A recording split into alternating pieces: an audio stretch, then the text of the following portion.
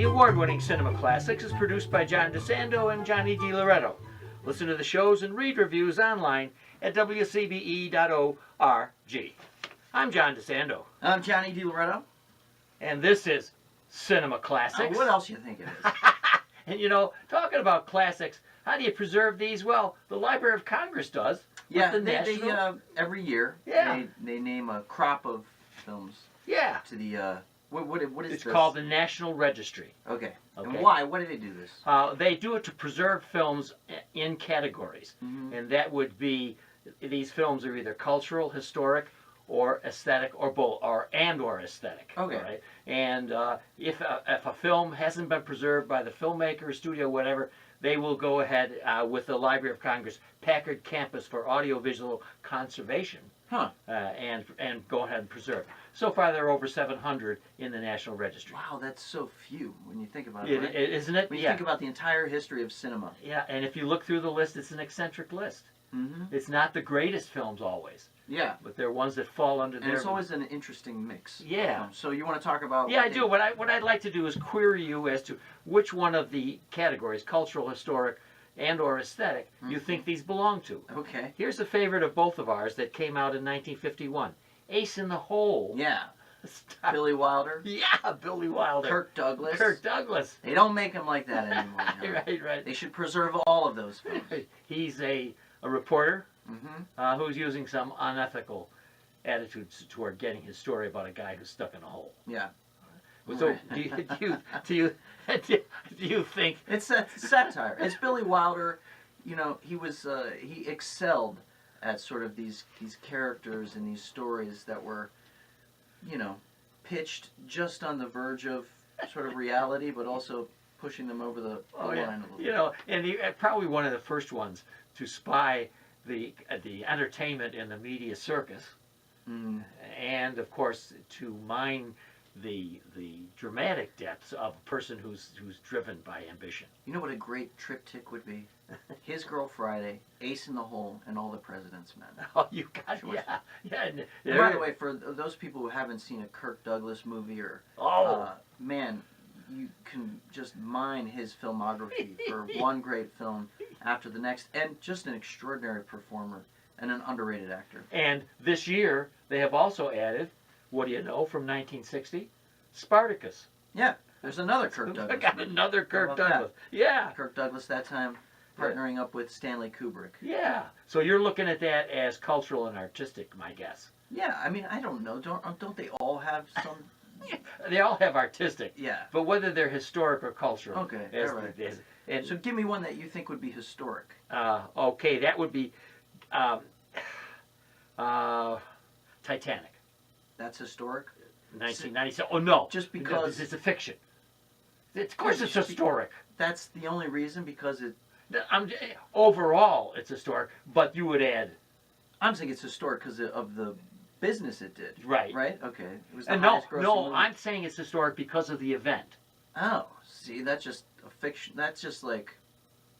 Because it's a docudrama of sorts, and it is speculating on the drama side. I agree. I agree. But I'm thinking culturally, as a film, it's a phenomenon, right? Yeah, that's what I would think. I wouldn't think that its representation of that historical event was...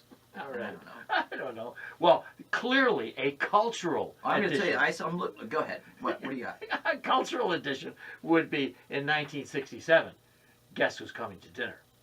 Ah, yes, right. Yeah, there you go. See, now that's historic. A companion piece, Get Out. This year. Yeah, right.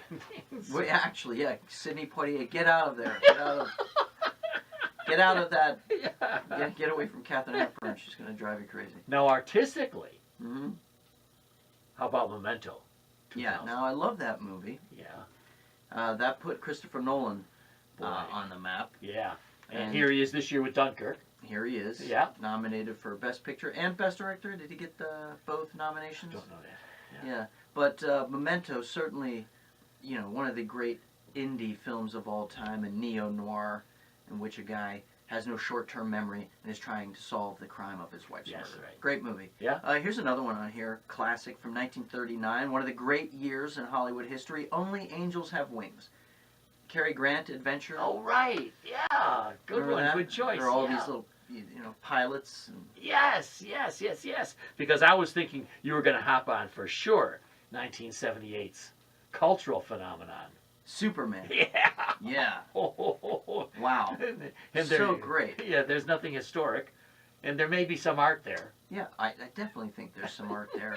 I know how to poke you. Yeah. And, Hey, how about this one for you? This is an apt title for this particular conversation. He Who Gets Slapped.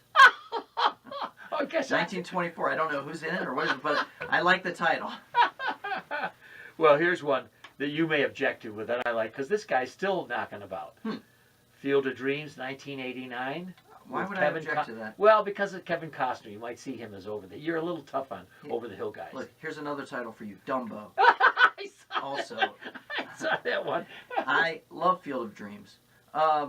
Here's one that's, everybody has been talking about again because of the success of Stranger Things on Netflix, The Goonies.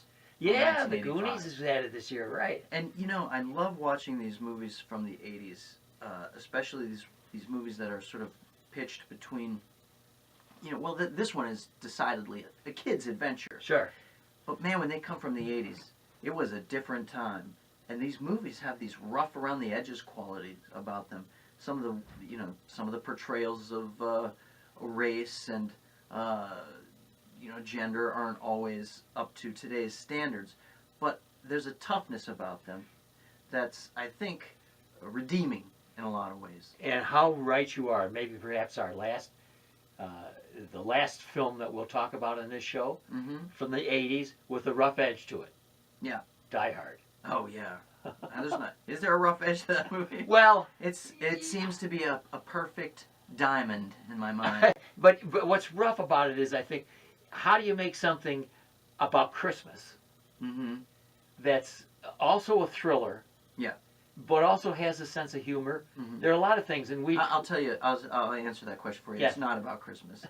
Okay. It just happens to take place at Christmas. You see a Christmas tree in the background, and you hear somebody singing something, and that's it. And the rest of it is explosions and gunfights and beautiful action sequences. All right, I'm calling Chris Hamlin, telling him not to have that again at Christmas time. At the Gateway Film. Film Center. Yeah, okay. All right.